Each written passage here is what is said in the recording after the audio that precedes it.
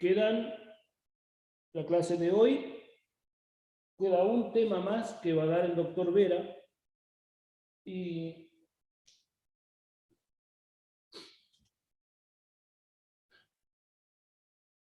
queda un Zoom de 2 horas, o un poquito más, para hablar de algún tema que ustedes quieran charlar, o si no, vamos a hacer un repaso de electrocardiogramas. Te voy a mostrar más o menos 100 electrocardiogramas y vamos a tratar de identificar cada uno de ellos, por lo menos los diagnósticos electrocardiográficos que se piden para el examen. ¿Sí? Dentro de los cuales seguramente los docentes van a tener un grupo de electros que van a ser, calculo yo que cada uno va a tener unos 15 o 20, de los cuales les va a mostrar por lo menos 5 y deben identificar por lo menos 4, hacer diagnóstico electrocardiográfico. Bueno, eso con respecto del examen. Probablemente no tengan examen escrito, sea todo oral. Así que, bueno, vamos a comenzar el tema de hoy. El tema de hoy fundamentalmente habla acerca de las complicaciones del infarto agudo de miocardio. ¿Alguien me puede decir por definición qué es el infarto agudo de miocardio?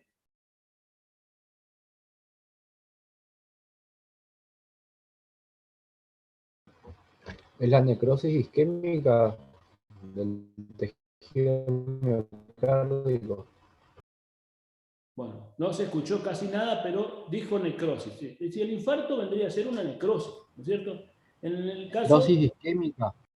Sí, necrosis. Es una necrosis de origen isquémico en este caso. ¿Sí? Es una necrosis, ¿sí? Desde el punto de vista... Eso es un concepto anatomopatológico, ¿no? Y el concepto clínico de infarto, ¿qué me podrían decir?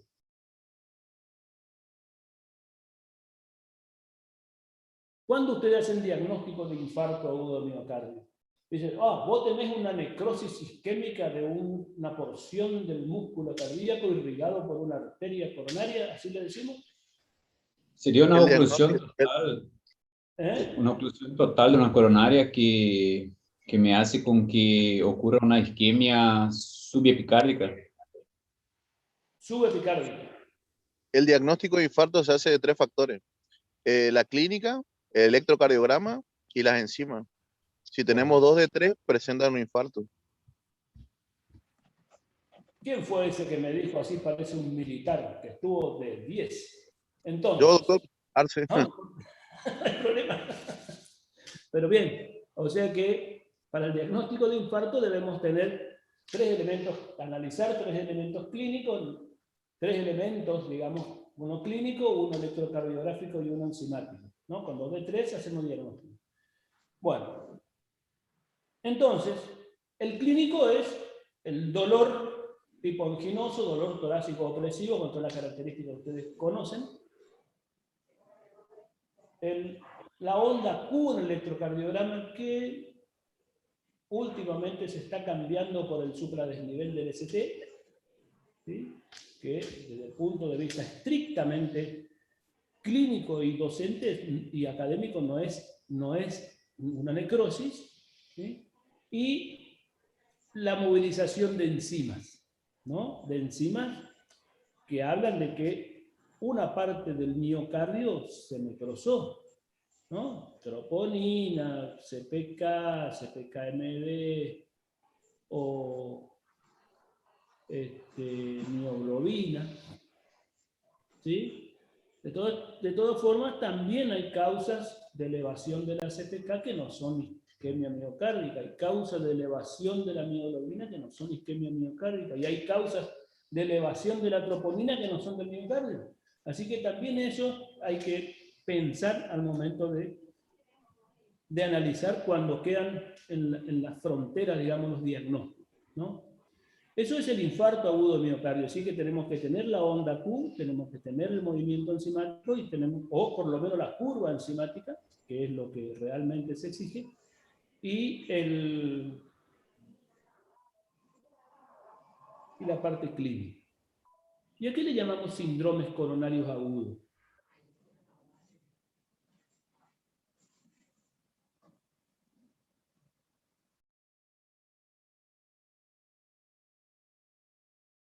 Porque en realidad, cuando hablamos de síndromes coronarios agudos, nosotros lo que queremos decir, o ponemos en una bolsa grande todas las manifestaciones clínicas en una persona que nos hacen sospechar que hay un problema coronario que está inestable y que no sabemos cómo va a evolucionar.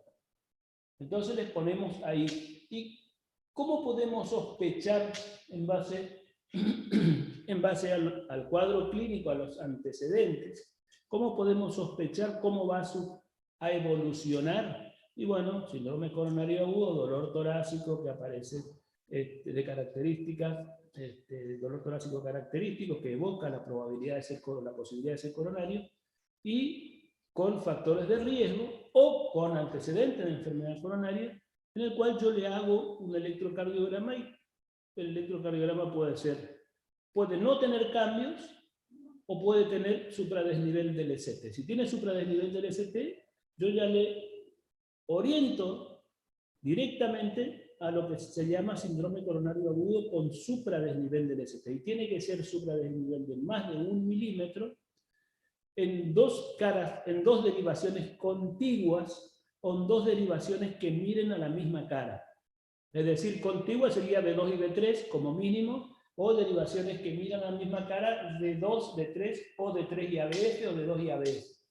¿No? Miran a la misma cara, están mirando a la misma cara. Entonces, yo digo, tiene un síndrome coronario agudo con supradesnivel del ST. Este síndrome coronario agudo con supradesnivel del ST, en más del 90% de las veces evoluciona hacia una onda Q, KLST, evoluciona a una onda Q, invierte la onda T, y ahí termina con la onda Q, o sea, con una onda de necrosis, como habíamos hablado en la electrocardiografía.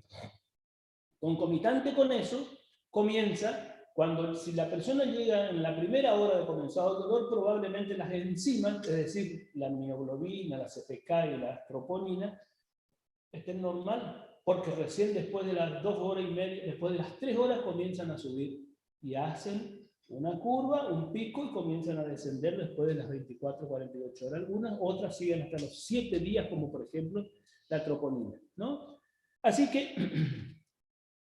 entonces tenía el dolor y la troponina que hace curva, decimos, tuvo un infarto, ¿no es cierto? Pero cuando nosotros hacemos diagnóstico a través de la troponina, después que se elevó la troponina, como después de las 6 horas, ¿no? Entonces ya hacemos diagnóstico retrospectivo de infarto, no hacemos el diagnóstico de cuando está infartando, porque tenemos que ver la curva. Y si no tiene onda Q, entonces decimos que hizo un infarto agudo miocardio sin Q. ¿Por qué? Porque cuando tuvo el dolor no tuvo cambio en el electrocardiograma, o tenía otros cambios que no son el supradesnivel del ST, que puede ser el infradesnivel del ST o la inversión de la onda T. Digamos, todo ese espectro clínico de lo que estuvimos hablando es lo que se llaman síndromes coronario agudo y son una de las manifestaciones, uno de los grupos de manifestaciones de la enfermedad coronaria. ¿Qué otras manifestaciones les parece a ustedes que pueden tener la enfermedad coronaria?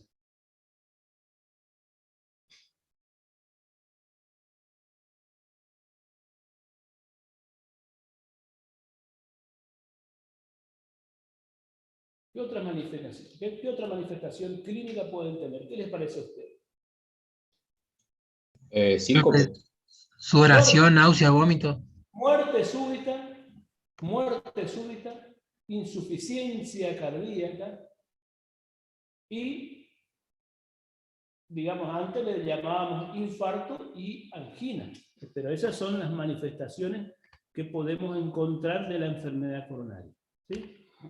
Entonces, ya hecho este resumen, voy a ver si puedo pasar el... Bueno, esto es un cuentito que yo les traje, pero ya hablamos de todo esto. Esta es la primera parte que ustedes seguramente hablaron con el doctor Vera, ¿no? De lo que es el corazón, la irrigación coronaria, qué pasa cuando nacemos, tenemos todas las coronarias limpias, ¿no es cierto?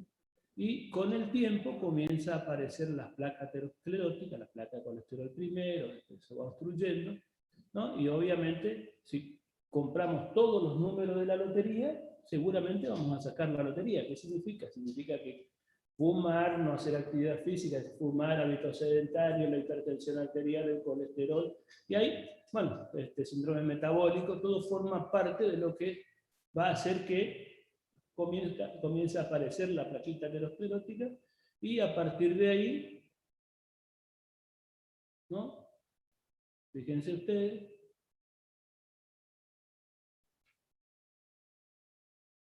en algún momento hace el accidente de placa, se tapa la coronaria y se infarta, ¿no es cierto? Esto es un cuentito para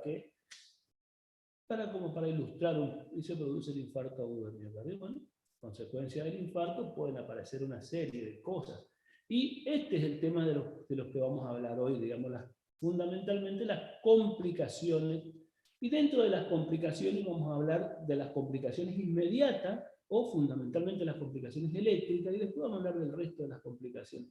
Fíjense ustedes, taquicardia ventricular, ¿no? Taquicardia ventricular, fibrilación ventricular y algunos bloqueos, ¿no? Estos, algunos infartos que son más chicos, permiten otro tipo de condición de vida post-infarto agudo de miocardio, ¿no? Obviamente que esto, conocemos la historia natural de esto, hoy día conocemos bien la historia natural, conocemos los factores de riesgo, entonces lo que tenemos que hacer es tratar de evitar las conductas no saludables y tratar de los factores de riesgo, los modificables, modificarlos, y algunos que no se pueden modificar, tratar la hipertensión, tratar el colesterol, la edad no se puede modificar, bueno, el sexo por ahí sí se puede modificar, pero no sé hasta dónde influiría en esto. De todas formas, ya sabemos que tenemos que hacer prevención en todas estas cosas para que no llegue al infarto. Fíjense ustedes que esto, habíamos hablado que la hipertensión arterial y la enfermedad coronaria son las causas más frecuentes de insuficiencia cardíaca. ¿Se acuerdan cuando hablábamos de esto? Bueno, fíjense, esto es como se hablaba antes, angina, digamos las manifestaciones clínicas, ¿no es cierto? Angina estable, angina inestable, infarto no Q, infarto con Q. Y de todas formas sigue teniendo más alguna vigencia esto. Actualmente hablamos de síndromes coronarios. Los síndromes coronarios sin ST serían el infarto sin Q y el angina inestable. Serían síndromes coronarios agudos sin supradesnivel del ST. Y el síndrome coronario agudo con supradesnivel del ST es el que evoluciona más del 80% de la veces hacia una onda Q. De todas formas, estos dos, los síndromes coronarios agudos sin supradesnivel del ST, hay un 20% de ellos que en la internación, que durante la internación en la unidad coronaria evolucionan hacia una onda Q. ¿Sí? Así que hay que tener cuidado con esto. Bueno, clasificación de los síndromes coronarios agudos, sin elevación del ST, con elevación del ST. ¿Sí? Estos son los que habitualmente evolucionan durante la internación y en poco tiempo hacia una onda Q. El síndrome coronario agudo con supradesnivel del ST, es el que nosotros, la mayoría de las veces, ¿sí? Podemos intervenir para reperfundir la arteria responsable del infarto. ¿Sí? Podemos intervenir. ¿Y cómo podemos intervenir en agudo? Con una fibrinolisis o con angioplastía de rescate o angioplastía primaria, digamos, ¿no? Cualquiera de las dos. Pero la estrategia terapéutica en este paciente y el objetivo de reperfusión, ¿sí? Es una estrategia de reperfusión. Por supuesto que para llegar a esto hay otros 4 o 5 pasos previos que también se deben hacer, que ahora vamos a repasar rápidamente, ¿sí? Antes de hablar del tema de hoy, rápido. El tema de hoy, vamos a ver si podemos terminar, yo creo que sí. Acá hay un casito clínico que a veces se nos presenta, digamos, en los exámenes, o se nos presenta, más o menos parecido en la vida diaria, ¿no? Un caso clínico, un paciente de 65 años que consulta después de comer, siente como distensiones epigásтрicas, eructos, digamos como una indigestión, ¿no?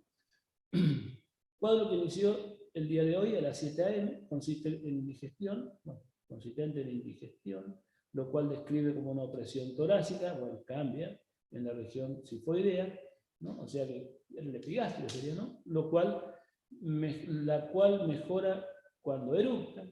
Tomó 2 cucharadas de milanta, eso es lo que habitualmente hacen las personas en la mañana, sin lograr mejoría de los síntomas.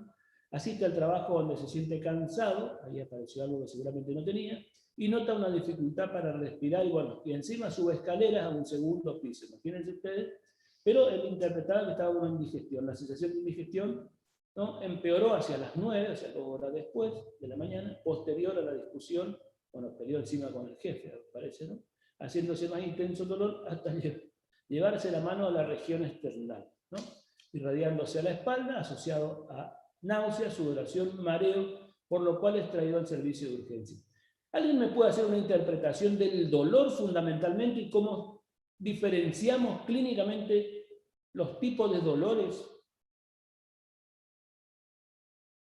Porque fíjense ustedes, aparece un dolor en reposo en la región epigástrica, ¿no?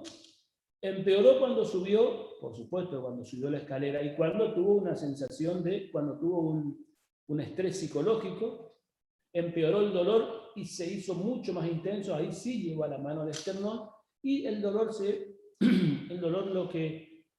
fíjense, hasta llevarse la mano y se irradia la espalda.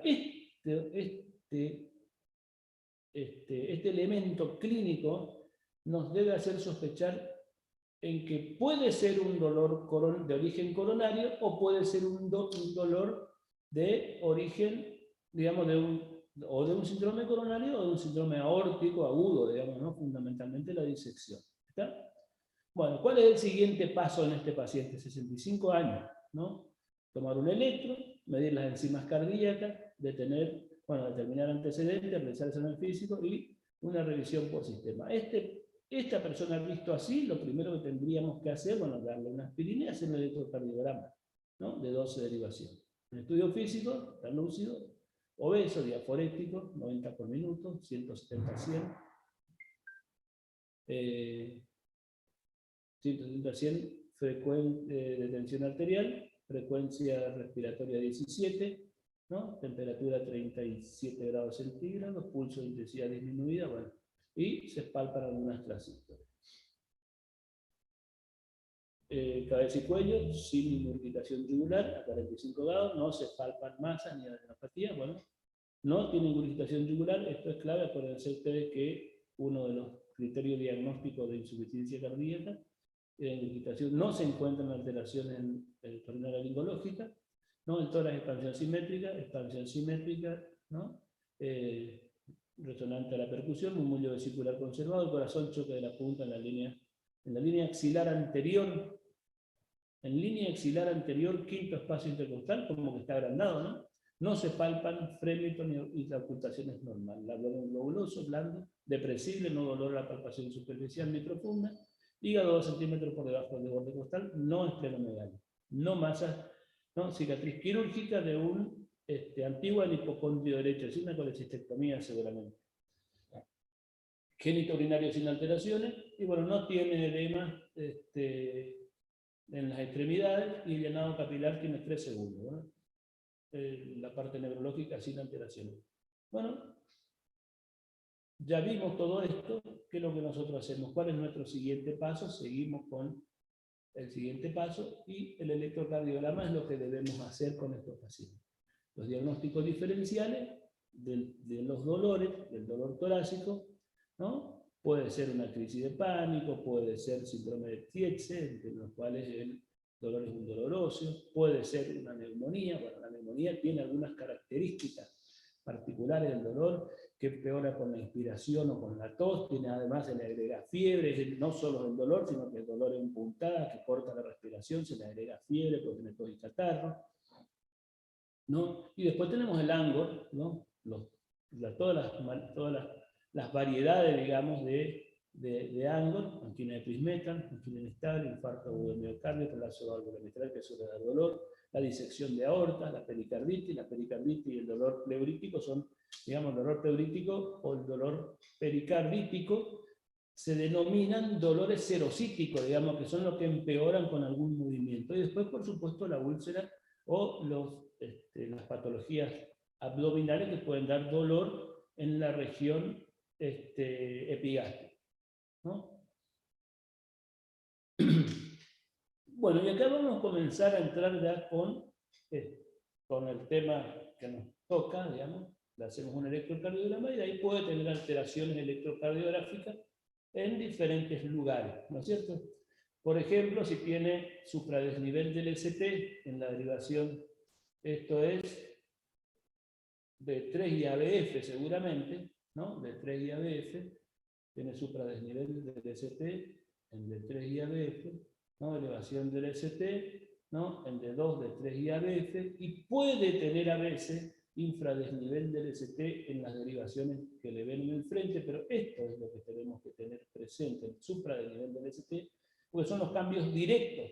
Y uno decía, ¿por qué produce isquemia subendocárdica? O subepicárdica, ¿quién fue el que dijo eso? Isquemia subepicárdica. Yo, profe. Fogasa. ¿Quién Fogasa. dijo eso? Fogasa. Fogasa, isquemia subepicárdica. Bueno, en realidad, la acción inicial de todos los eventos isquémicos son subendocárdicos, no subepicárdicos. Acordate cómo se irriga el miocardio. Va de epicardio de subepicardio a subendocardio, ¿no es cierto? Va de las coronarias, están por afuera del corazón y de ahí van a ser. Entonces, si hay un problema en una de las coronarias, se manifiesta más adentro, digamos, en el subendocardio que en el subepicardio. ¿Está? Es al revés de la inervación. También, bueno. Entonces, si en la cara inferior, si tiene cambio de 2 de 3 y ABF en la cara inferior, ¿no? En la cara lateral sería de 1 a BL, B5 y B6, ¿no? De 1 a BL, B5, B6.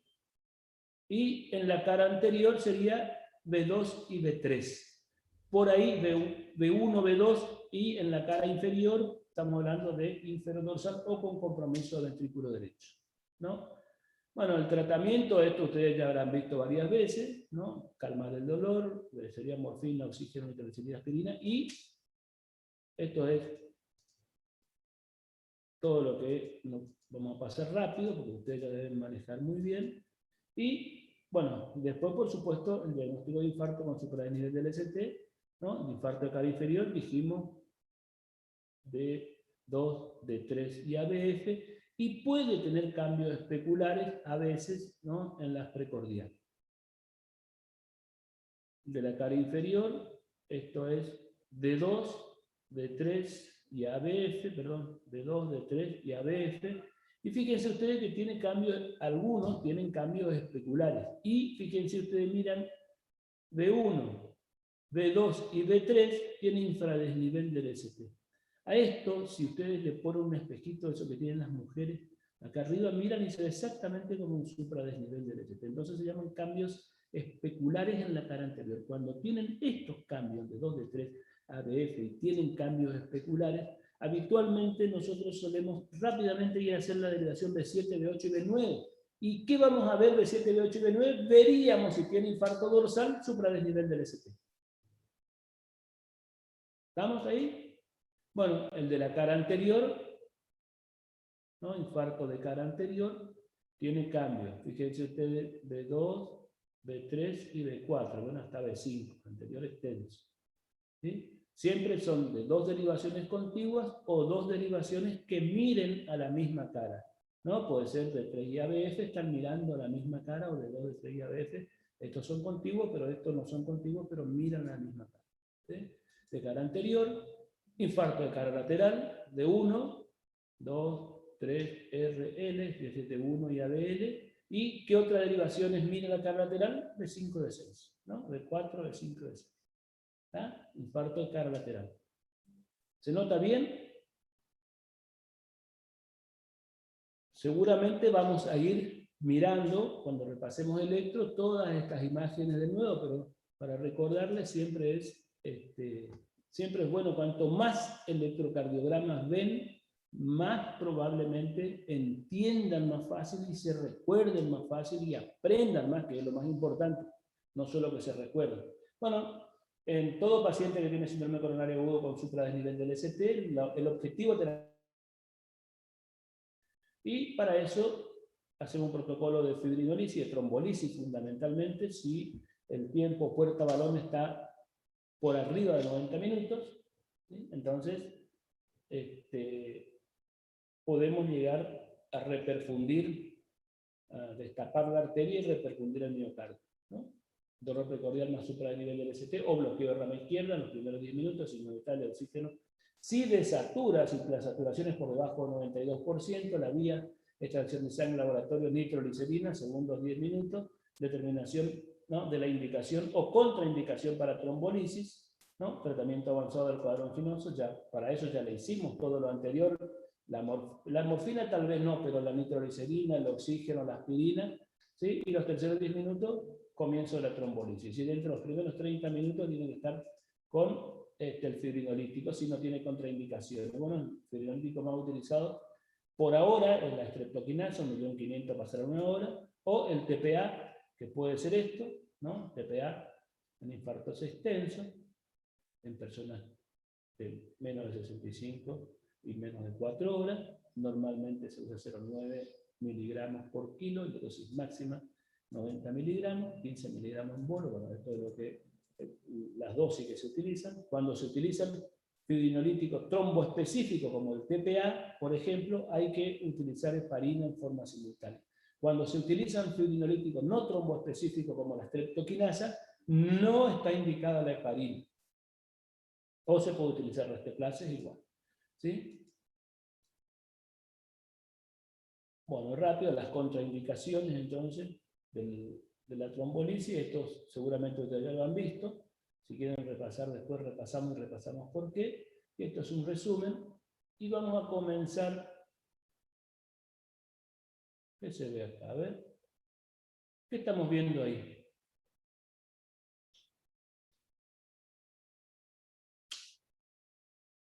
Fíjense ustedes, esta paciente ingresa a esta hora, fíjense ustedes, tiene supradesnivel del ST en D2, acá se ve bien, D3 se ve perfectamente bien, ABF se ve perfectamente bien, y tiene también cambio en ABL y D1, que son derivaciones especulares, ¿no?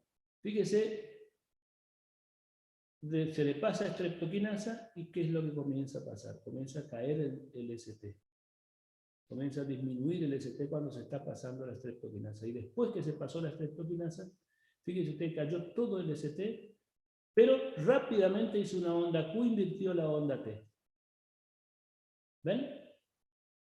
¿Se nota bien? Esta es la evolución de un infarto. Esto es rápido. Si hubiera sido sin streptokinasa, pasa mucho más de 4 horas. ¿Está? Vamos a comenzar con el tema de hoy. Complicaciones del infarto agudo de miocardio.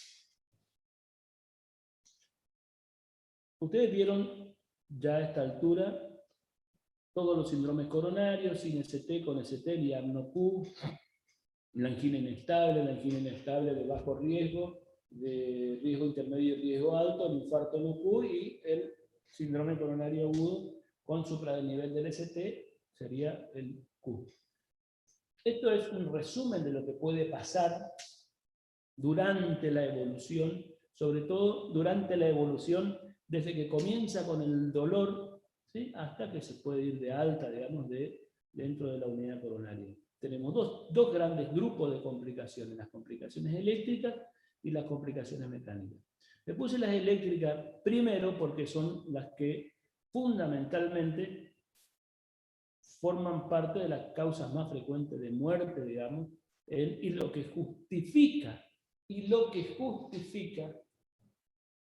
las conductas que nosotros tenemos que tomar durante el manejo de un paciente que tiene dolor torácico, por ejemplo, el pacientito que vimos al comienzo, 65 años, comienza con ese dolor. Una vez que consulta y nosotros tenemos la sospecha de que puede ser un síndrome, si esto es un evento coronario, ¿no? Lo primero que tenemos que hacer, además de todo lo que habíamos dicho que tenemos que hacer antes de todo eso, monitoreo electrocardiográfico y electrocardiograma. Nitroglicerina y aspirina, esos en los primeros 5 minutos. ¿Por qué? Porque estos pacientes se mueren en cualquier momento y la causa más frecuente de muerte son estas arritmias. Y estas arritmias nosotros podemos ver en el monitor. Si cuando le colocamos el monitor electrocardiográfico vemos transístoles ventriculares y tenemos que estar alerta y de acuerdo a qué tipo de transístoles ventriculares, ¿se acuerdan que habían algunas que eran peores que otras? Bueno, transístoles polifocales, con intervalo de acoplamiento rápido, es decir, sobre la onda T, ¿sí? O si tiene salva de tripleta o TV no sostenida, en este contexto del dolor torácico, esas arritmias son premonitorias de algo peor. Entonces, y si no colocamos el monitor, no vamos a ver. Y si no vemos, el paciente está hablando con nosotros y ¡pum!, se cae muerto, ¿no? Por eso es que si le colocamos 10 minutos antes del monitor, vamos a ver las arritmias que estamos preparados para tratarle y a veces hasta tratamos de evitar. Entonces, las complicaciones eléctricas, tenemos las arritmias que pueden ser taquiarritmias o bradiarritmias. Dentro de las taquiarritmias, las extrasístoles supraventriculares, las extrasístoles ventriculares, la fibrilación, ¿no? la TV y la FB, ¿no? La taquicardia ventricular y la fibrilación ventricular. Las radiarritmias, bueno, bloqueo auriculoventriculares, bradicardia sinusal y hasta paro sinusal y asistolia, todo el contexto, digamos, de complicaciones eléctricas. Serían las arritmias, taquiarritmias y bradiarritmias. Después tenemos las complicaciones mecánicas. Dentro de las complicaciones mecánicas, todo lo que tenga que ver con una alteración estructural funcional del músculo cardíaco. Por ejemplo, bueno, insuficiencia cardíaca congestiva hasta el shock cardiogénico, desde el fallo de bomba, es decir, la congestión pulmonar con disnea, hasta el shock cardiogénico. Pues la ruptura de pared libre, ¿no? Pared libre ventricular, ruptura del tabique, bueno, la ruptura de pared libre del ventrículo que va a producir, bueno, taponamiento cardíaco, shock obstructivo, ¿no? La ruptura del tabique interventricular, una insuficiencia biventricular aguda, la ruptura del músculo papilar. Cuando hablábamos de insuficiencia mitral, en un momento hablábamos de insuficiencia mitral aguda. Y la insuficiencia mitral aguda ocurre por ruptura del músculo papilar o disfunción del músculo papilar y produce un edema agudo de pulmón con corazón chico, ¿se acuerdan? ¿Sí? Edema agudo de pulmón con corazón, o hasta puede ser un shock cardiogénico también, ¿no? La ruptura del músculo papilar y aparece un soplo sistólico, pansistólico en barra y el edema agudo de pulmón. El soplo no tenía antes. Bueno, disfunción del músculo papilar también produce lo mismo, la ruptura o la disfunción también, bueno, después aneurisma o dilatación de la zona necrosada. Y otras, como por ejemplo, embolias de pulmón, embolia sistémica o las pericarditis. Esto es todo el espectro de complicaciones durante el infarto agudo de miocardio, ¿no? Podemos tener, de acuerdo, si queremos clasificar de acuerdo a la naturaleza, los vasos sanguíneos. Esta es una complicación que no habíamos hablado, ¿no? Persistencia de la oclusión, ¿no? Presencia, y esto va a depender de que tenga o no circulación colateral, ¿sí? De acuerdo a la jerarquía del vaso y si tiene estenosis residual. Bueno, a esto, esta es una de las complicaciones, se llama angina posinfarto, ¿no? Si sigue el problema coronario. Después, si hay un problema en el miocardio contráctil, bueno, fallo bomba, distensión, ruptura, pericarditis, trombosis intracavitaria, y después los que son de naturaleza del miocardio bien diferenciado, que serían los de los trastornos del ritmo.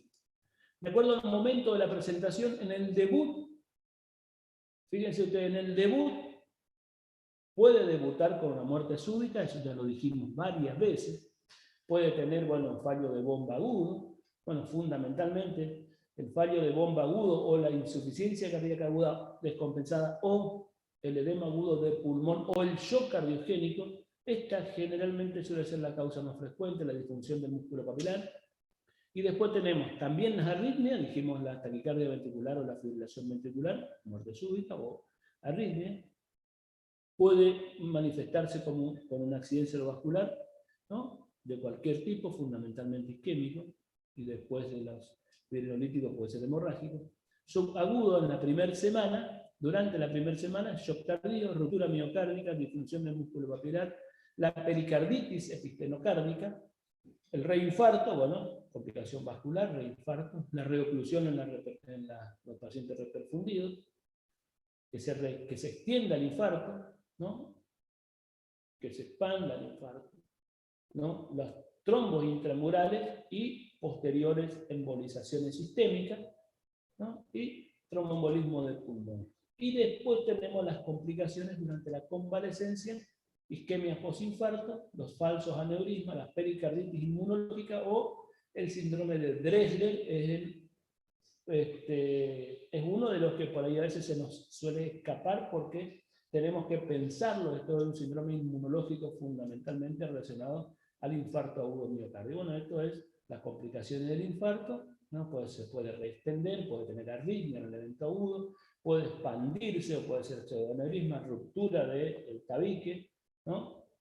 Fallo miocárdico, trombosis intramural con, ¿no? Infarto del ventrículo derecho, otra causa es la pericarditis.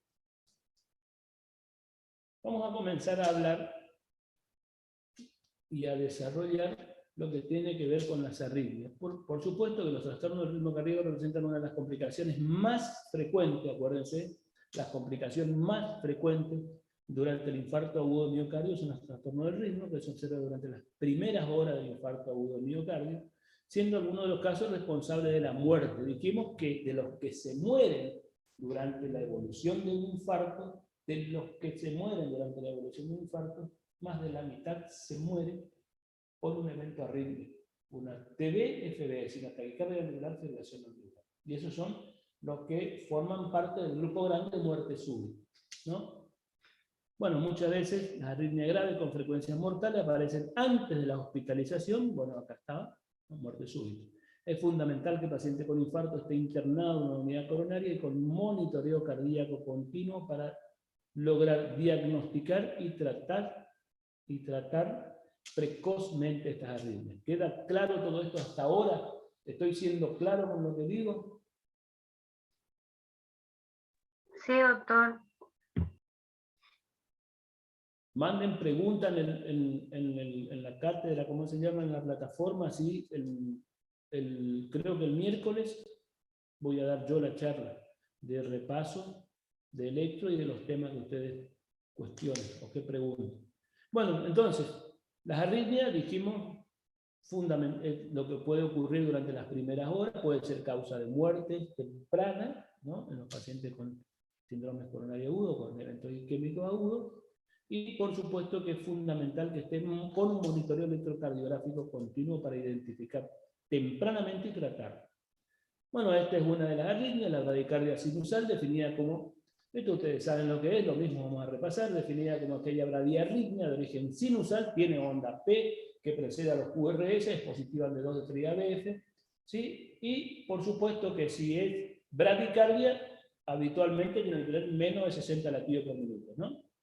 Bueno, ocurre entre el 15 al 35% de los pacientes con infarto agudo de miocardio, siendo más frecuente en las primeras horas del mismo. Esta bradicardia es habitualmente bien tolerada, esto es importante, hay que monitorear, pero suele ser bien tolerada. En ocasiones se torna sintomática, generalmente cuando la frecuencia cardíaca está por debajo de 50 por minuto, asociada a hipotensión arterial. Isquemia, o a veces tiene, cuando es muy bradicárdico, aparece un ritmo de escape ilioventricular. Acuérdense que el automatismo, ¿no? El cronotropismo del nódulo sinusal es de 60 para arriba. El cronotropismo del nódulo auriculoventricular es de 35, 40 a 50 o 60. Así que si la frecuencia del nódulo sinusal baja por debajo de la frecuencia del nódulo auriculoventricular, a veces aparece un ritmo de la unión, ¿está? Que se llama de escape ilioventricular. En estos casos, el tratamiento de elección es la administración de atropina, 0,5 miligramos intravenosos, cada 3 a 5 minutos. Bueno, esto hay que mirar ahora, ¿no? De persistir la bradicardia sintomática a pesar de la administración de este fármaco, debe considerar el implante de un marcapaso, ¿no?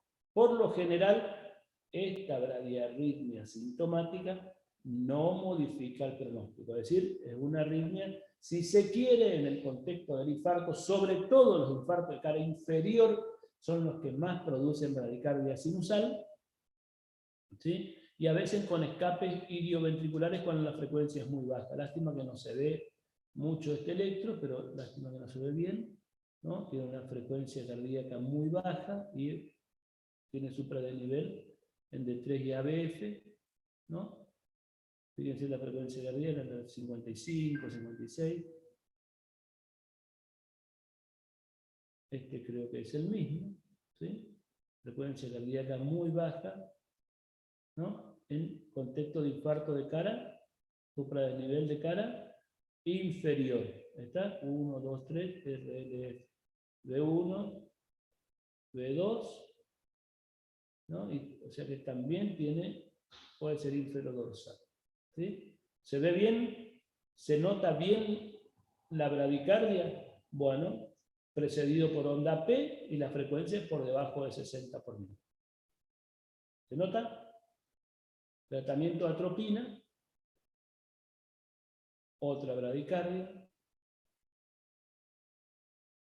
1, 2, 3, RLF, de 1, de 3, 4, de 5, de 6. Fíjense ustedes, esto vendría a ser una tira de ritmo que tiene 1, 2 y 3.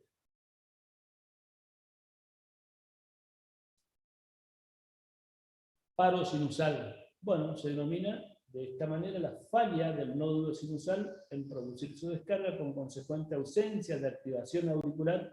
O sea, no hay activación auricular. ¿Qué es lo que hay? ¿Qué es lo que no debe haber? Y tal vez no hay onda P, si no hay activación auricular. Bueno, cuando el resultado de ello, ¿no? Como resultado de ello, la mayoría de los casos se producen escapes a partir de marcapasos subsidiarios, que pueden ser auriculares, ¿no? O de la unión AB o ventriculares. Siempre que, si hay un paro sinusal, ¿qué es lo que necesariamente tiene que haber para que no se muera? Un escape. Tiene que haber un marcapaso subsidiario que produzca un ritmo de escape. Siempre. Lo mismo con los bloqueos de completo. Acuérdense eso. Estos dos últimos pueden producir disociación auriculoventricular, bueno, con repercusiones hemodinámicas desfavorables. El tratamiento se basa en la unificación de atropina y o la colocación de marcapaso transitorio. Es decir, atropina y marcapaso transitorio. ¿Vemos? Bueno, fíjense ustedes, ritmo sinusal y por ahí desaparece una onda P. ¿Vieron? Esto tranquilamente desaparece la onda P. Entonces, episodios de paro sinusal en un contexto de un síndrome isquémico agudo. Fíjense ustedes, este tiene inversión de la onda T en B2, B3, en toda la cara anterior. Y si tiene dolor torácico, a esto le denominamos síndrome coronario agudo sin supradesnivel del ST. Esto puede evolucionar a un infarto no agudo. Otra de las arritmias, taquicardia sinusal, bueno, se define como aquella arritmia de más de 100, ¿no? Taquiarritmia con más de 100 latidos por minuto, de origen sinusal, se presenta aproximadamente el 30% de los pacientes con infarto.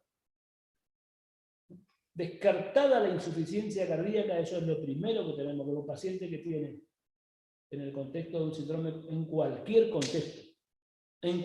contexto clínico, una persona tiene más de 100 por minuto, hay que buscar que no tenga fiebre y que no tenga insuficiencia cardíaca aguda, es decir, descartar eso y que no esté perdiendo sangre, ¿no? Descartar la insuficiencia cardíaca, los cuadros infecciosos deben tener en cuenta la posibilidad de administrar fármacos beta bloqueantes. ¿Por qué? Porque la taquicardia sinusal en ese contexto puede empeorar la isquemia y desarrollar otra arritmia que es peor. ¿Está?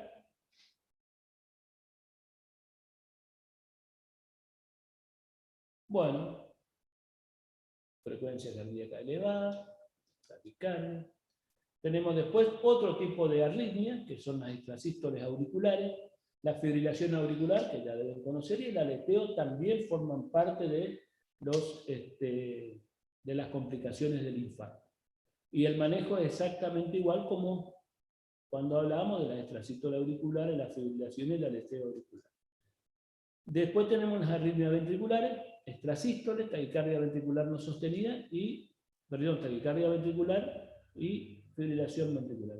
Esto es lo que se suele ver. Fíjense ustedes, este paciente ingresa así con fallo de bomba, cardioversión eléctrica y sale con este electrocardiograma. Fíjense ustedes, 1, 2, 3, RLF, B1, B2, B3, es decir, tiene infradesnivel del ST y está evolucionando un evento isquémico.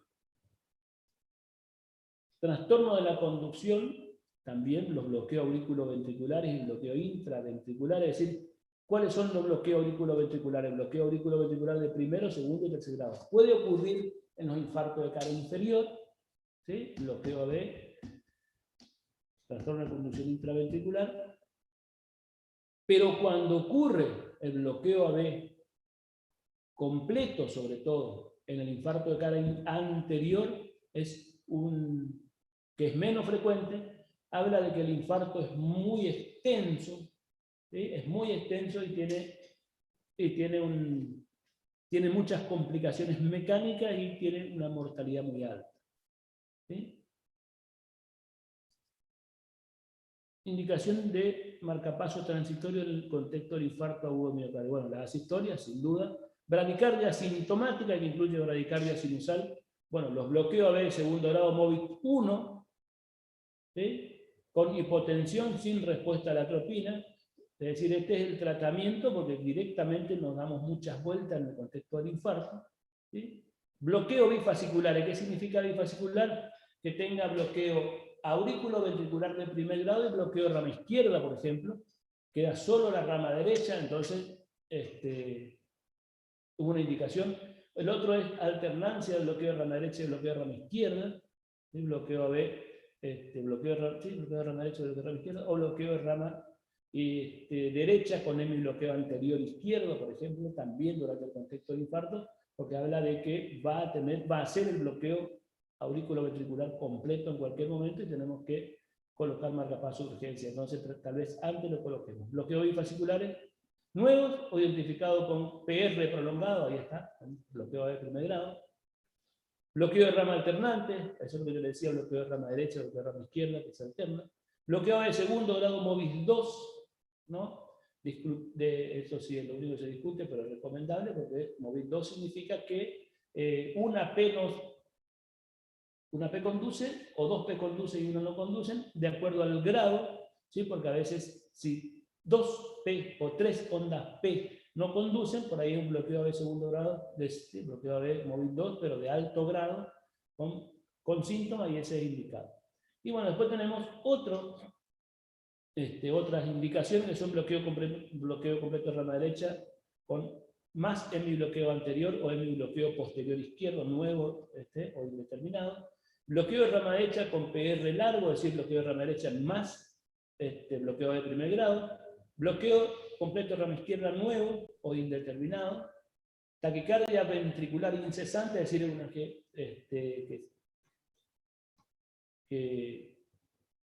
se trata y vuelve a aparecer, ¿no?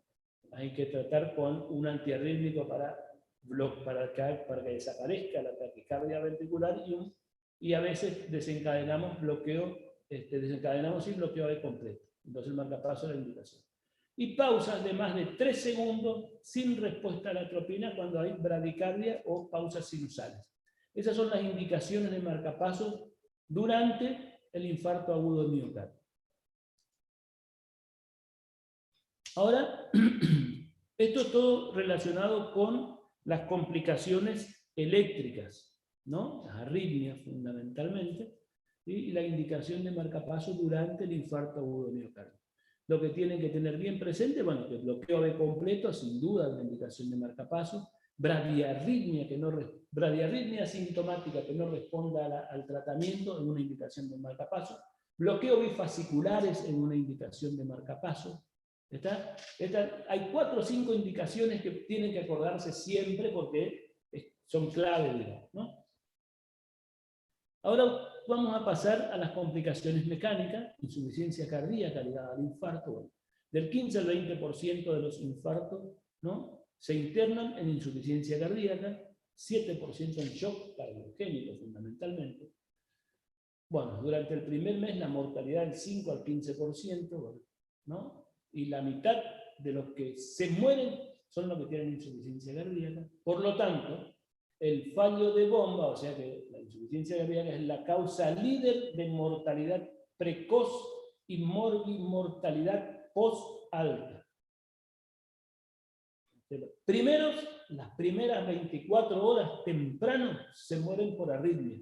Después del alta, en forma temprana, por insuficiencia cardíaca.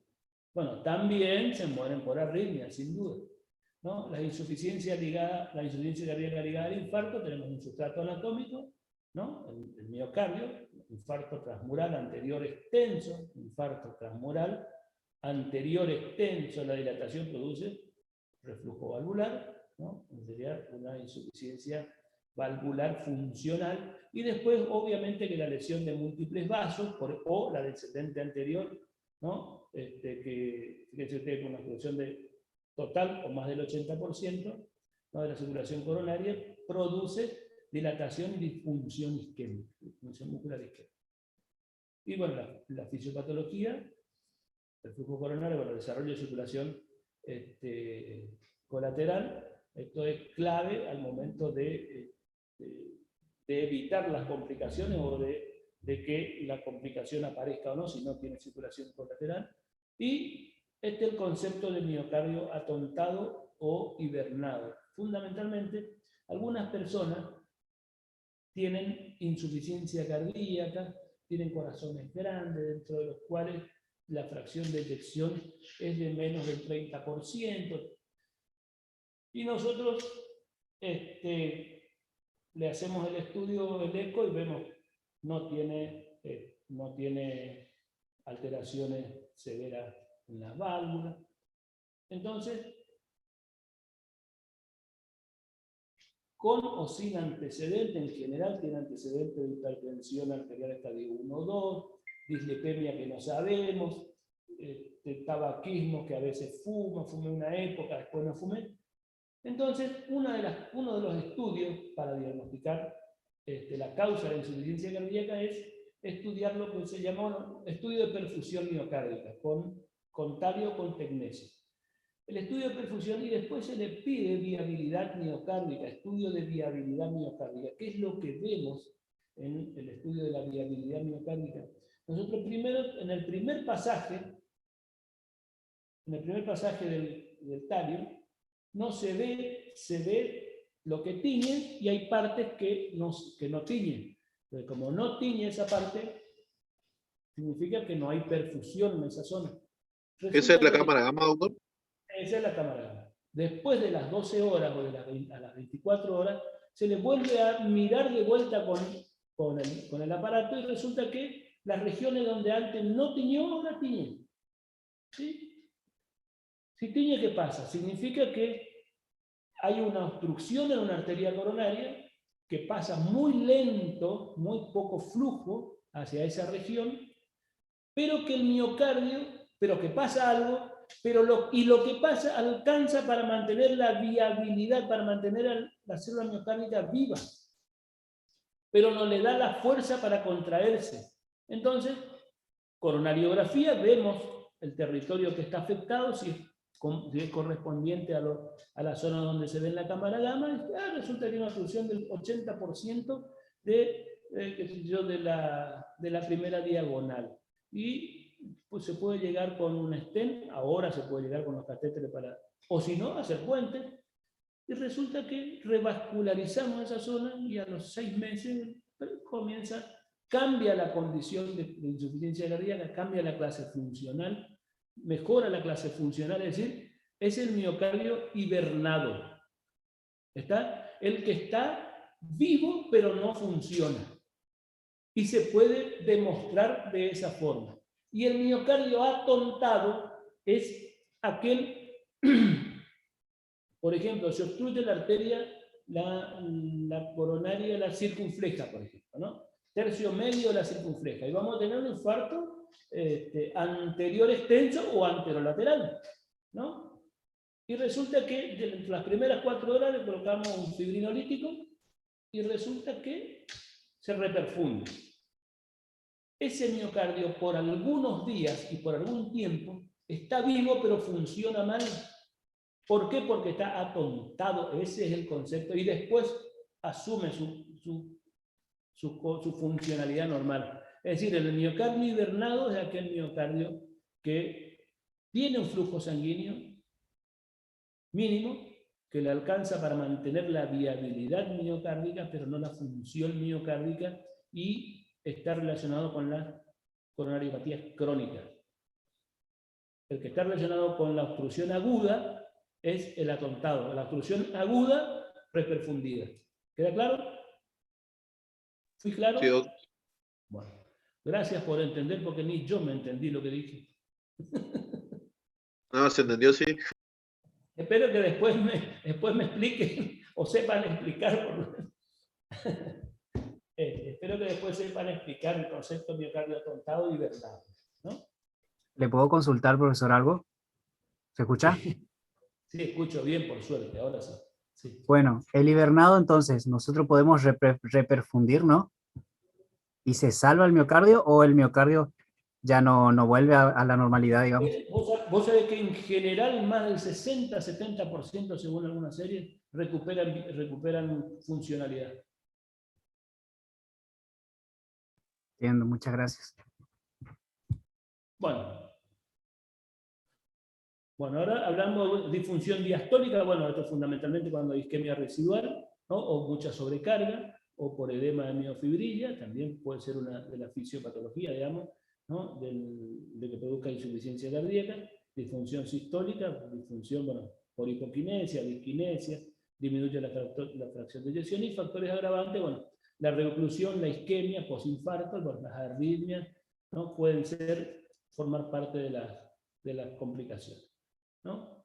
Bueno, dentro de la fisiopatología de la insuficiencia cardíaca, la necrosis produce, o la isquemia produce disfunción, que puede ser, siempre hay disfunción diastólica, o trastorno de relajación, y trastorno de función sistólica, o sea, de contractilidad, disminuye la complacencia, aumenta las presiones retrógradas, disminuye la fracción de eyección, aumenta el volumen y las presiones retrógradas, por supuesto. Esto aumenta la presión de fin de diástole, disminuye el gasto cardíaco, y son factores para que se produzcan congestión y bajo gasto. Bueno, la evaluación clínica, bueno, fundamentalmente en todos los pacientes con infarto agudo de miocardio, en la evolución, estado de conciencia, el paciente debería estar lúcido. Si tiene cierto grado de síndrome confusional, hay que evaluar la causa, ¿no? Fundamentalmente puede ser bajo gasto, bajo volumen minuto, ¿sí? Y a partir de ahí, bueno, frecuencia cardíaca, todos deberían tener frecuencia cardíaca por arriba de 100, los que tienen insuficiencia cardíaca, y aún si no están tratados con más razón, y la tensión arterial puede ser variable. En un paciente con insuficiencia cardíaca la presión puede estar normal, puede estar aumentada, puede estar baja. Cualquiera, y baja puede ser con shock o sin shock. Así que eso después, más adelante, vamos a discutir. Bueno, por supuesto que el volumen, digamos, el gasto cardíaco, uno sabe bien si tiene bajo gasto o no por el volumen urinario, el ritmo cardíaco, el trastorno del ritmo no, si tiene. Y por supuesto que tenemos que ir a buscar tercer ruido, cuarto, ritmo de galope, ¿no? Y soplos orales en el pulmón, que hablan de las congestiones fundamentalmente y de los trastornos de contractilidad, los galopes. Fundamentalmente nosotros tenemos dos formas de hacer una valoración en el paciente con infarto agudo de miocardio. Una de ellas, bueno, una valoración hemodinámica. Se utilizan los criterios de Forrester, ahora vamos a mirar, ¿sí? Y algunos estudios complementarios. En la actualidad, el ecocardiograma Doppler, ¿no? Es lo que yo diría que es clave en el manejo de los pacientes en la actualidad, los pacientes con síndrome coronario agudo, y los estudios de perfusión con TARI o con TECNES. Y tenemos los distintos síndromes clínicos de insuficiencia cardíaca, ¿no? Que eso ustedes ya lo conocen. Así que vamos a hablar de la clasificación hemodinámica de Kilby-Kimball y la de Forrester. Esta es la de Kilby-Kimball, esto es eminentemente clínico, y nosotros lo presentamos al paciente. Nosotros antiguamente, si tenemos un paciente que evolucionó en las primeras 24 horas, está evolucionando en las primeras 24 horas en infarto agudo de miocardio, ingresa con un Kilby-Kimball 2. ¿Qué significa Kilby-Kimball 2? Y que le escuchamos estertores en las bases hasta campo medio. Y ya estamos diciendo, y este tiene una mortalidad que es distinta a este, por ejemplo, ¿no? Y por supuesto que el Kimball 3 tiene por arriba del 50% y está el edema agudo de pulmón. Imagínense, ya por el edema agudo de pulmón ya tiene otra mortalidad y además es evolucionando un infarto o miocardio. Y el Kimball 4 es el que está en shock cardiogénico. ¿Sí? Una forma clínica de presentar, digamos, al paciente, y de paso ya sabemos cuál va a ser, digamos, sabemos que está comprometido, el grado de compromiso y el pronóstico. Y después tenemos la clasificación de Forrester. ¿Sí? La clasificación de Forrester, que esto sí, necesitamos el monitoreo invasivo. ¿Cuál es el monitoreo invasivo? ¿Qué le parece a ustedes que tenemos que monitorear para medir estos parámetros? Un La catéter de presión en, Venoso central.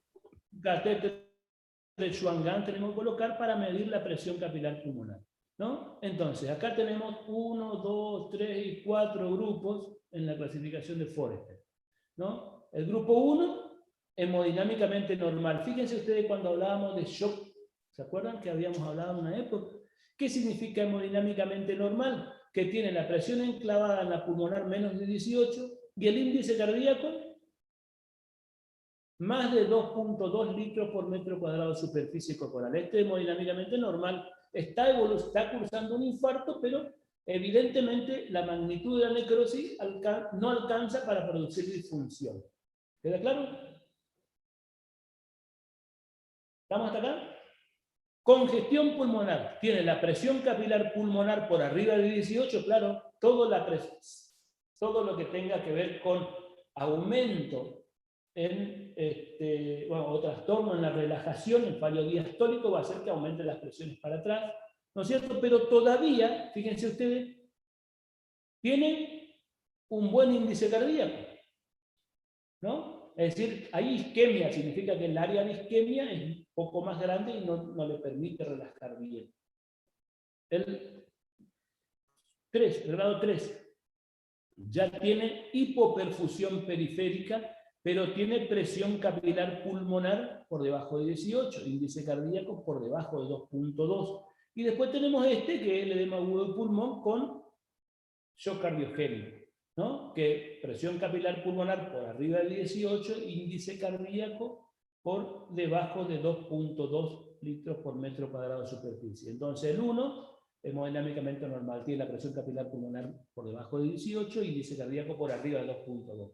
El grado 2 tiene nada más que congestión pulmonar, es decir, tiene una presión capilar pulmonar elevada con un índice cardíaco normal. ¿Está? O sea, por arriba de 2.2. Que tiene hipoperfusión periférica, tiene una presión capilar pulmonar normal, pero tiene fundamentalmente un trastorno de contractilidad con un índice cardíaco bajo. Estos sí son infartos relativamente grandes. Habitualmente estos se suelen combinar, pero tienen connotaciones distintas. Bueno, congestión pulmonar sin caída del gasto cardíaco, Forrester 2, presión capilar pulmonar 18, ¿no? 25, a menos de 25 milímetros de mercurio, gasto cardíaco por arriba de 2.2. Causa disminución de la compliance, ya habíamos dicho, incidencia, 50% de los infartos. Disnea, desde el punto de vista clínico, tiene disnea, puede tener, Rales, casi seguro que tiene, puede tener cierto grado de hipoxemia o puede aparecer en algunas circunstancias un soplo mitral, un soplo sistólico mitral, ¿no? De insuficiencia mitral.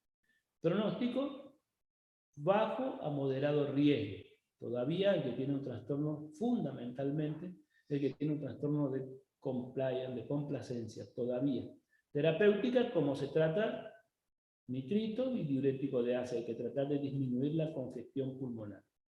Después tenemos el otro, el edema agudo de pulmón sin shock asociado, ¿no? El Kimball 3 o el Forrester 2. El Kimball 3, ¿se acuerdan? Tenía edema agudo de pulmón, y el Kimball 4 era el shock cardiogénico, ¿no?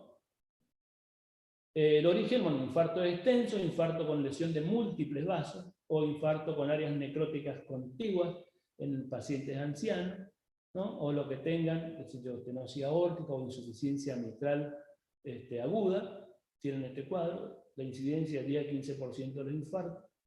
El cuadro clínico, bueno, tienen clínica de edema agudo de pulmón, Pronóstico, tiene una mortalidad alrededor del 50%, bueno, fundamentalmente los diagnósticos diferenciales, el síndrome de estrés respiratorio agudo del adulto, que puede ser, ¿no? Neumonía de la comunidad severa. El problema es que, estando en este contexto, no vamos a pensar que tiene una neumonía severa, aunque a veces la neumonía por estáfilos son explosivas. De todas formas, tenemos que estar alerta. La crisis de asma, el manejo, oxigenación con máscara, bueno, o ARM no invasiva o invasiva, reducir la presión capilar pulmonar con nitritos, morfina, diuréticos. Bueno, a veces los torniquetes se hacían antiguamente, y si estamos en un lugar donde no tenemos drogas, se puede hacer, controlar la TA, nitroprusiato, inotrópico y el balón de contrapulsación aórtica, que ya habíamos hablado cómo se maneja el shock cardiogénico.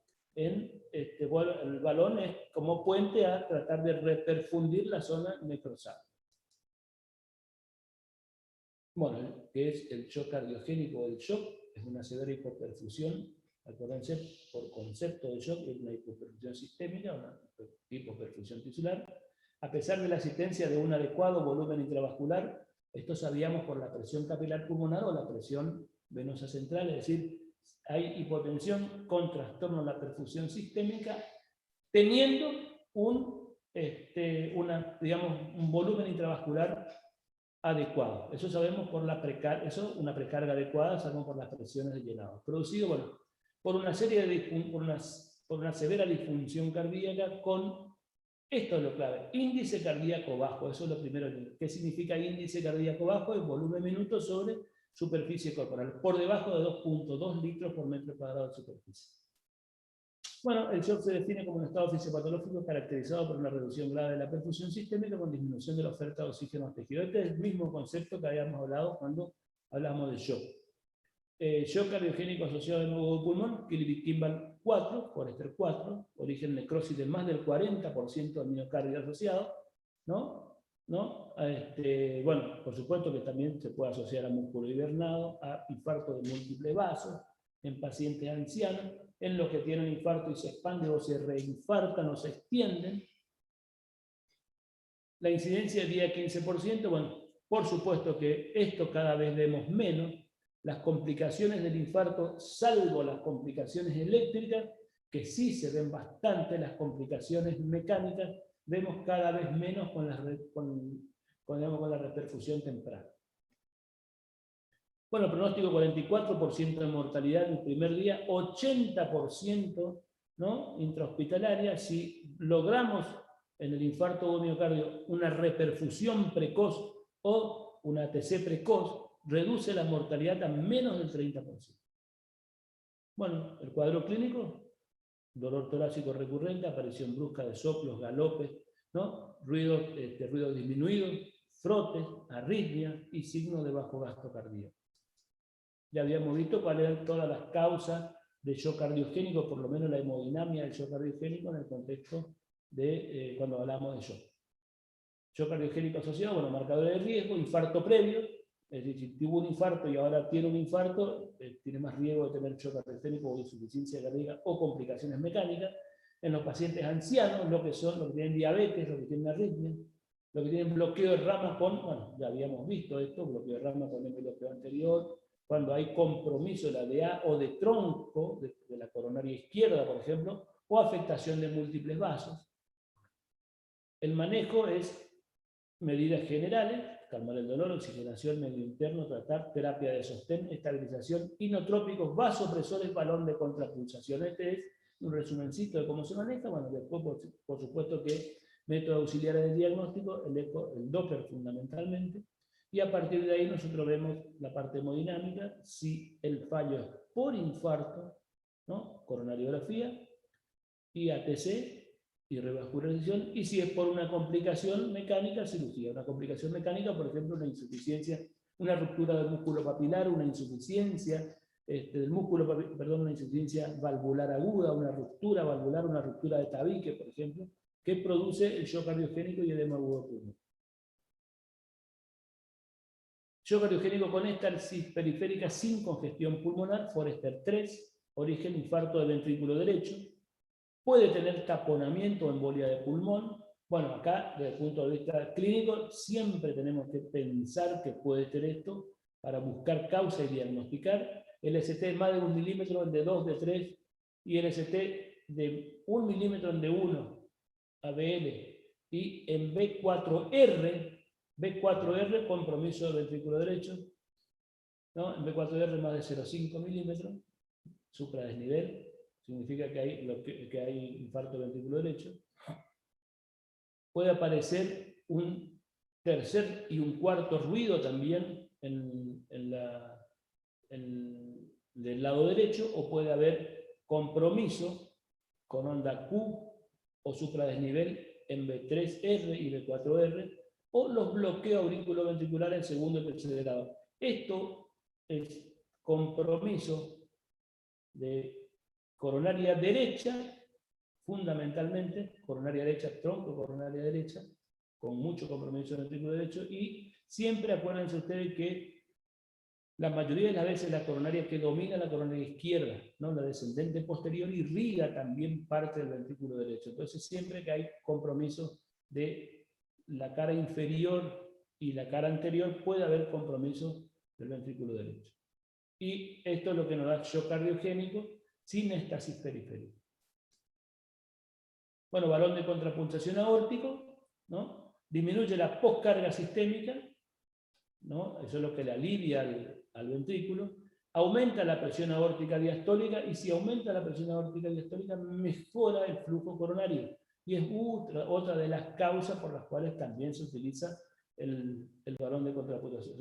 Reduce la demanda miocárdica de oxígeno y mejora la perfusión orgánica y la perfusión coronaria. Estos son los efectos del balón de contrapulsación, y esto es siempre como puente a terminar el tratamiento con bypass o con ATC de rescate o secundario.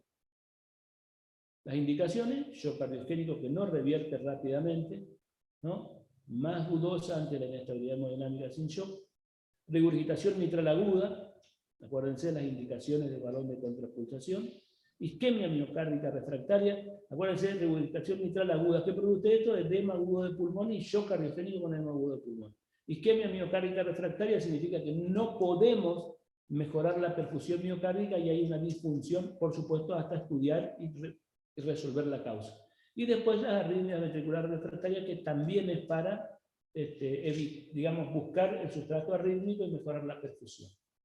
Y después tenemos el shock cardiogénico tardío. Bueno, los marcadores de riesgo para esto son fundamentalmente la edad, la fracción de eyección por debajo de encima de 35%, y el valor de elevación de las enzimas durante las primeras 24-48 horas. No es lo mismo que una CPK suba a 1500, 2000, que la CPK se vaya a 3504. Significa que la masa miocárdica infartada es mayor o se infartó más miocardio, más superficie, por lo tanto, más probablemente tenga fallo de bomba o shock después. El pronóstico de una mortalidad 15 veces más elevada que los que no sufren esta complicación. Las complicaciones asociadas, bueno, extensión del infarto, trastorno de conducción intraventricular, insuficiencia cardíaca, bueno, puede tener paros sinusales o paro cardíaco por otra causa, arritmia, ruptura del septum, ¿sí? O insuficiencia mitral. Bueno, por supuesto que estos pacientes todo hay que estabilizarlo, como ustedes ya tienen idea, y buscar la reperfusión con ATC directa, ¿no? O revascularización a través de puentes. Bueno, esto es un repasito de todo lo que habíamos hablado cuando hablamos de shock, ¿no?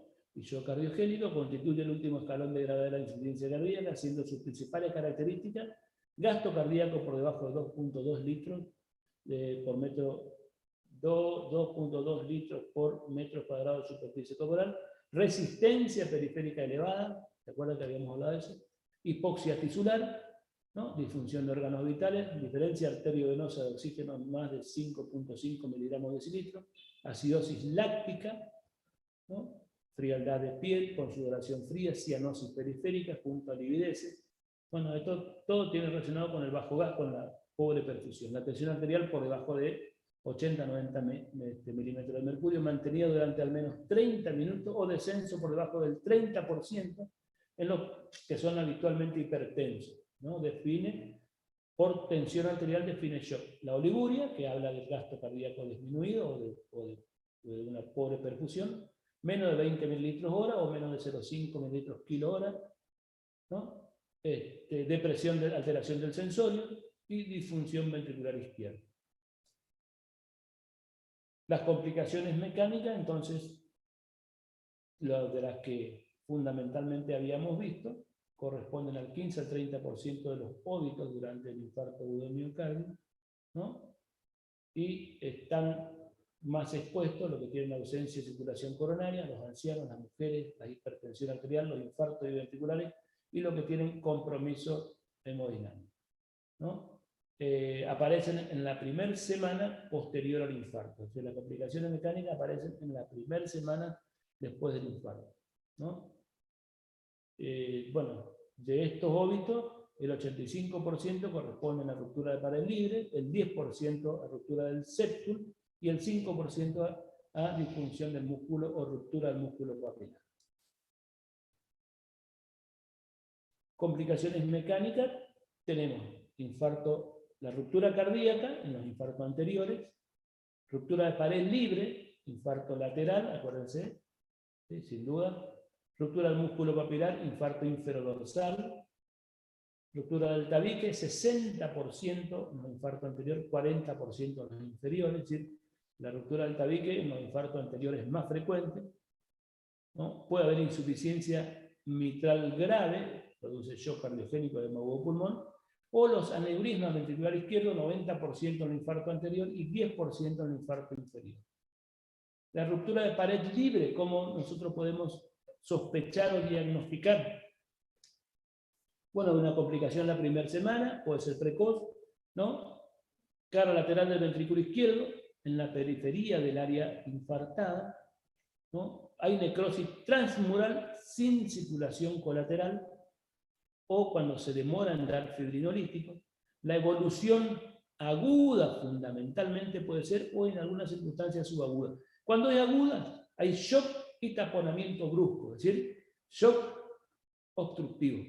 Acuérdense ustedes del signo de Dressler, acuérdense de la ingurgitación yugular, acuérdense ustedes del bajo gasto cardíaco, el apagamiento de los ruidos cardíacos, el electrocardiograma tiene alternancia eléctrica, ¿no? Por supuesto que forma parte de los elementos clínicos, después buscaremos con otras cosas, ¿no?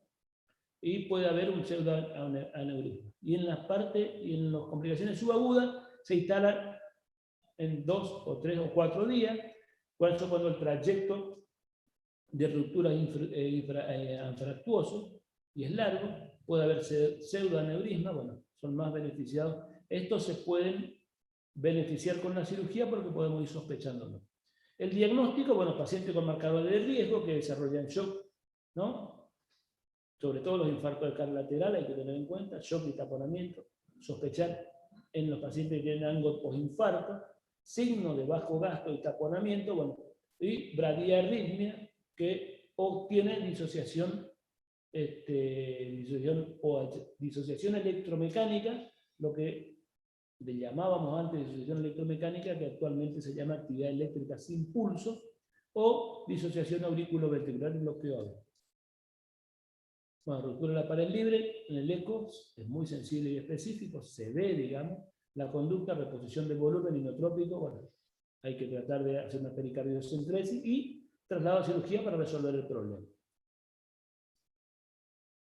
La comunicación interventricular también aparece en la primera semana, ¿no? Es la que llega a cirugía, la que más llega a cirugía, su incidencia es de 1 a 3%, responde, ¿no? Responsable del 5% de la muerte perinfarto, disminuyó luego de la repercusión precoz, ¿no? Esto es lo que se está viendo poco. Complicación precoz, el segundo o tercer día, más común en las lesiones, bueno, más común en lesión de único vaso y escasa circulación coronaria. Todas estas complicaciones son los que tienen poca circulación coronaria, o personas jóvenes, ¿sí? O personas ancianas que nunca han hecho actividad física, asociado a infarto inferior y ventrículo derecho. Bueno, genera un shunt de derecha a izquierda y sus consecuencias, ¿no? Clínica, dolor deterioro hemodinámico biventricular y soplo sistólico intenso mesocárdico, que no tenía antes, obviamente, ¿no? Debe descartarse enfermedad aórtica, insuficiencia mitral o insuficiencia tricuspide. Por supuesto, tratamiento, si es posible estabilizar y cirugía en menos de 3 semanas, bueno, y si no, balón de contrapulsación y preparar para la cirugía. La insuficiencia mitral aguda, pueden participar, bueno, el anillo, dilatación, las valvas, ¿no? Cuerda, ruptura de cuerda, músculo papilar, disfunción o ruptura, ¿no? El ventrículo izquierdo y la aurícula izquierda pueden participar en la insuficiencia mitral aguda. La fisiopatología, bueno, disfunción de músculo papilar, ruptura de músculo papilar, ruptura de cuerda. El diagnóstico, por eco, transesofágico, si no se puede ver bien con el transtorácico, ¿no? Y tiene una sensibilidad, una especificidad del 100%, se ve y es por eso. Bueno, el manejo de esto es reducción de la poscarga, bajar la tensión arterial, sería eso, ¿no? Bajar la poscarga para disminuir la regurgitación, ATC o quirúrgico según corresponda. Si es disfunción isquémica del músculo papilar, digamos con angioplastía transluminal percutánea ya es suficiente, o cirugía según corresponda, así es una ruptura de cuerda tendinosa u otra causa. Después tenemos la isquemia postinfarto, que pueden ser reoclusión o reinfarto, esas son las famosas angina postinfarto, responsable del fallo de bomba en pacientes subagudos. La definición es una isquemia en reposo o esfuerzo que se presenta desde las primeras horas, luego de haberse estabilizado el cuadro, ¿sí? Hasta el mes inclusive. Significado: miocardio adicional en peligro, de reinfarto o extensión. Es un paciente de alto riesgo, que ustedes habrán hablado con el doctor Vera de la PIAM, ¿no? Angina postinfarto sería esto, ¿no? La incidencia 23-60%, espontánea provocada. ¿Qué característica tiene? Son las del infarto de alto riesgo. Bueno, persistencia de síntomas de isquemia, infarto, isquemia extensa, isquemia recurrente, historia de infarto o bypass coronario, o PTCA, o realización de PTCA previa, y disminución y disfunción ventricular izquierda. Estos pacientes todos tienen riesgo de tener una isquemia postinfarto. La isquemia precoz postinfarto, que puede ser por reclusión, desde el punto de vista de la fisiopatología, tenemos una lesión suboclusiva, post-reperfusión, ¿no? Después del fibrinolítico, o IAM-NO-Q, estos son los que suelen hacer más, y suelen ser los que tienen más mortalidad si no se resuelve la isquemia o la circulación coronaria. Las placas inestables, ¿no? Bueno, por supuesto que cuando hay un estado protrombótico, aumento de la agregación plaquetaria o vasoespasmo, una de las causas de que persistan los síntomas isquémicos, es decir, el ángulo, el dolor, y a partir de ahí la isquemia postinfarto. Desde el punto de vista clínico, dolor espontáneo, con o sin cambio en el electrocardiograma. Esto es lo que siempre es lo que más nos complica la vida en la interpretación de estos pacientes. Porque dolor de pecho y no tiene cambio. Ah, no, tu electro está bien. Eso no descarta que está evolucionando un síndrome coronario agudo sin ST. Puede ser una angina estable, puede ser de bajo riesgo, de mediano o de alto riesgo, o puede ser un infarto NO-Q. Es más, le mandamos a la casa en la vereda del hospital o del consultorio, se cae muerto, o que hacen la fibrilación ventricular. Entonces, tenemos que fundamentalmente evaluar factores de riesgo, ¿sí? Y el antecedente de angina típica previa, y ahora tiene un cambio, un dolor que es parecido pero no tiene cambio, eso tenemos que jerarquizar. Entonces, dolor espontáneo, bueno, con o sin cambio. Fallo de bomba, bueno, sí, con el dolor aparecen rales, cuarto ruido, taquicardia, la aparición de arritmia, la disfunción del músculo papilar o isquemia, ¿no? O insuficiencia mitral, perdón. Y el diagnóstico diferencial en estos pacientes con dolor de pecho inmediatamente o después de la 24 del infarto, bueno, la pericarditis, ¿no? El valor pronóstico indica alto riesgo de mortalidad, ¿no? Fíjense ustedes, 25% a los 3 meses y hasta 56% en los 6 meses si no resolvemos la isquemia. El diagnóstico, bueno, de la isquemia precoz, ¿no? La ergometría, mayor predictor de eventos futuros. Bueno, si hay isquemia de electrocardiograma. Si estamos cursando una angina inestable, no podemos hacer esto. Si interpretamos que el paciente está en un evento agudo, tiene contraindicada la cirugía. Si hay que estabilizarlo a las primeras 24 48 horas y después una mini prueba ergométrica y se evalúa. Pero durante el evento agudo, no. Por supuesto que un ventriculograma, viendo la fracción de eyección y viendo la reserva coronaria, ¿no? Perfusión con talio, defecto de perfusión con captación pulmonar. Bueno, cuando hay defecto de perfusión con captación pulmonar significa que hay fallo de bomba. Y en el Holter detectar isquemia silente o otras alternativas. Vemos los pacientes de alto riesgo, los que tienen angor previo, los que son reperfundidos con fibrinolíticos fundamentalmente, porque siempre lo que nosotros hacemos es lisar el coágulo. La placa queda y no sabemos si la placa obstruía el 30%, el 80% o el 20%. Entonces, después de la fibrinolisis, después de reperfundir, hay que mandar a una coronariografía para ver si tiene el 80% o más del 75%, tiene que revascularizarse. Bueno, infarto no Q, persistencia del dolor o, digamos, persistencia del dolor o del supradesnivel del ST fundamentalmente, y la clase funcional 2-3 o de Angor o insuficiencia renal. El tratamiento, antiagregación, anticoagulación, cinecoronariografía y resolver la isquemia, ¿no? En todo lo que tenga que ver con isquemia residual o evento isquémico, ¿sí? Lo que hay que hacer es resolver la isquemia, es decir, con angioplastia o revascularización por puente. Vamos a hablar 2 minutos del compromiso pericárdico en el infarto, ¿no? Pericarditis fibrinosa o espitenoscárdica. Puede haber taponamiento pericárdico, derrame pericárdico, pericarditis efusiva, pericarditis recurrente o síndrome postmiocárdico de Dressler, ¿no? Y después tenemos una pericarditis cicatrizal fibrosa. Todo eso puede aparecer. Lo más frecuentemente visto es la pericarditis espitenoscárdica. Aparece en una complicación precoz, en la primera semana, entre el segundo y el cuarto día. Acuérdense, durante la internación todavía, ¿sí? Aparecen infartos transmurales de localización anterior o infartos extensos fundamentalmente, o cuando hay compromiso del ventrículo derecho. Es más frecuente en hombres, 4-1 respecto a mujeres. ¿Cómo se va a manifestar clínicamente? Por dolor retroesternal. Acuérdense ustedes que la angina posinfarto, la angina temprana, tiene dolor torácico retroesternal. ¿Cuál sería la diferencia?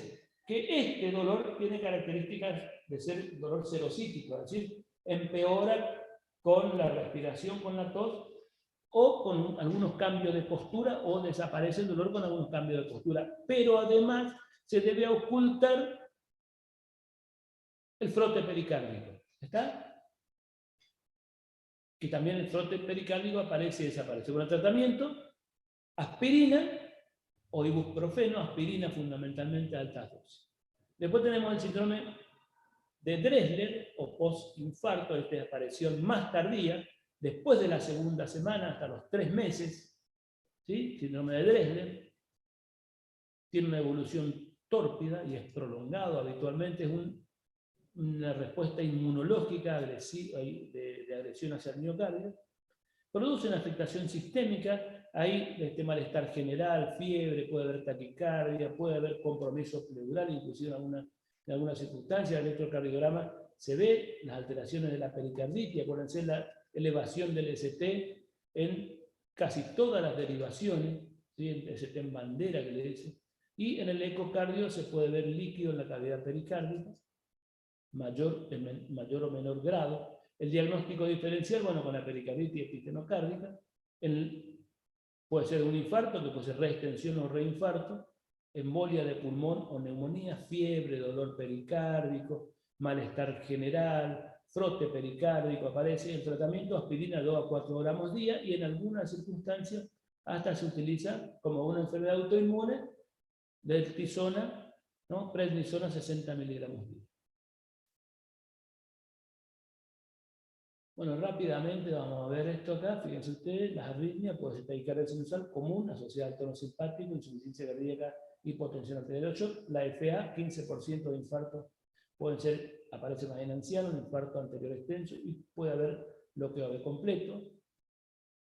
Extrasístoles ventriculares, bueno, corregir los trastornos hidroelectrolíticos, la insuficiencia cardíaca, la hipoxemia, ¿no? Beta bloqueante, acuérdense cuando hablábamos de arritmia, el beta bloqueante en el contexto de una arritmia ventricular y isquemia, el beta bloqueante es mejor antiarrítmico. Ritmo idioventricular las primeras 24 horas suele expresar repercusión en algunas circunstancias. Bueno, la taquicardia ventricular, vamos a ver si tenemos algunos electros. RR irregular, bueno, con onda F. Esto es una fibrilación auricular, ¿ya? Habitualmente va a ir solo esta parte para que ustedes interpreten y no va a ir con esto, ¿no es cierto?, para la interpretación en el examen. ¿Quién me hace el diagnóstico de lo que ven en este electrocardiograma? Nada, no quiero mucho verso. Fíjense ustedes, onda PQRS ancho en D1, en ABL, y B4, B5 y B5 y B6. Y S profunda y ancha en B1 y B2. Este es un bloqueo rama izquierda con un ritmo sinusal. Y acá que vemos, 1, 2, 3, R, L, F, B1. Una taquiarritmia, un QRS angosto con RR regular. Y se ve la onda P o no. Si se ve la onda P, mira, voy a ir algo raro. Taquiarritmia, un QRS angosto con RR regular. ¿Sí? Esto puede ser tranquilamente una taquicardia paroxística. ¿Y esto? 1, 2, 3, R, L, F. Miren ustedes esto acá. Una onda P no se conduce. QRS, QRS, QRS.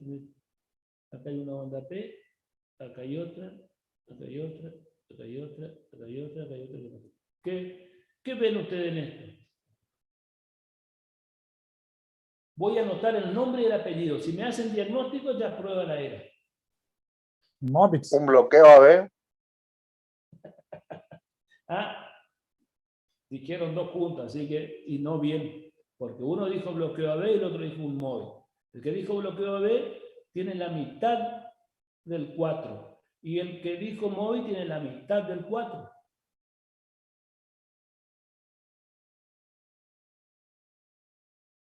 ¿Qué bloqueo AB? ¿Completo?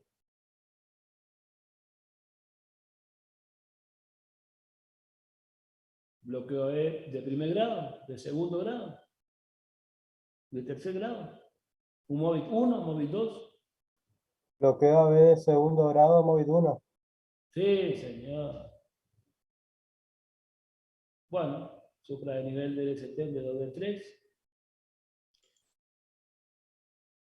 Pero ¿por qué Mobs no se ve dónde el fenómeno de Beckenbach?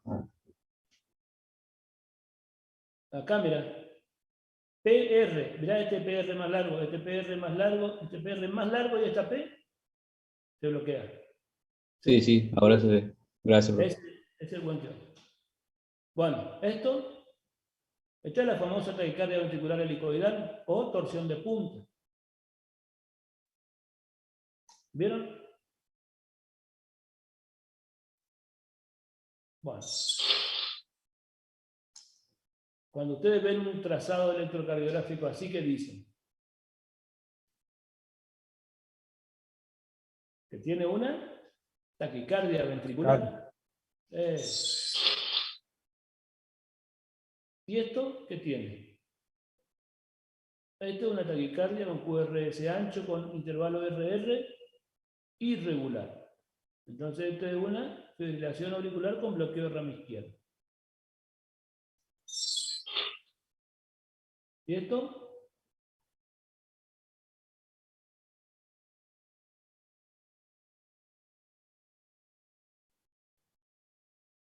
Miren, 1, 2, 3. No veo la onda P, ¿no? ¿Qué puede ser esto? Una fibrilação atrial com bloqueio de rama esquerda, não? ¿Sí? Uma fibrilação atrial com bloqueio de rama esquerda. No, fibrilación no. Fibrilación no, porque los RR son regulares. ¿Tiene morfología de bloqueo de rama izquierda? Sí tiene.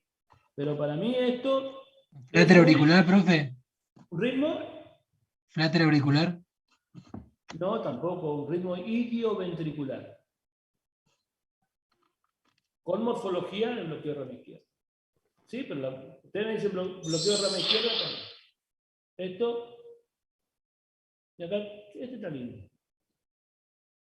También...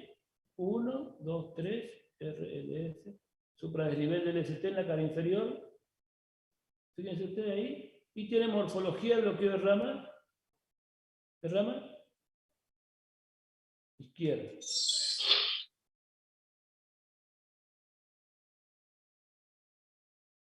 Este se ve las ondas P. Fíjense ustedes, una onda P, una onda P, una onda P.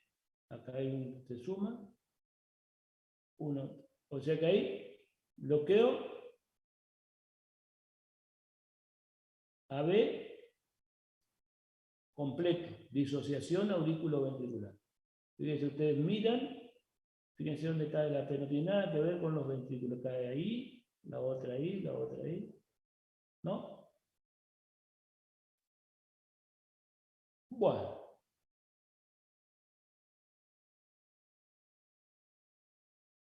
Creo que terminamos acá. ¿Qué vemos acá?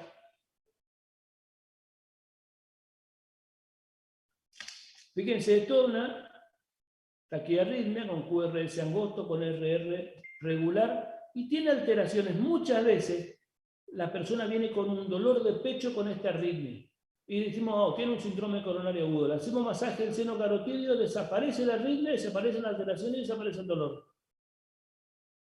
No era un síndrome coronario agudo. Esto obraba como una prueba ergométrica, es decir, tenía 140 ETA, bueno, está aumentando los requerimientos miocárdicos de oxígeno, le bajamos, y no es primario el dolor de pecho, es secundario la arritmia. Entonces, sí, a lo mejor tiene una enfermedad coronaria, pero el diagnóstico es taquiarritmia con QRS angosto. Tratar la arritmia y después estudiarle por consultorio externo si tiene una enfermedad coronaria, lo más probable que tenga, ¿no? Y saber la severidad.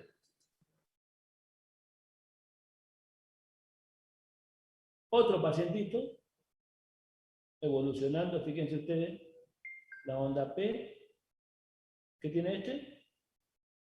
Bloqueo AB completo. Así van a venir las tiras de ritmo para ver los trastornos de conducción. AB, ¿no? ¿Esto qué es? Una bigeminia extrasistólica ventricular monomórfica, ¿no? Latido normal o extrasistólico. Normal, extrasistólico. Normal, extrasistólico. Todo tiene la misma forma en la derivación en la tira de ritmo.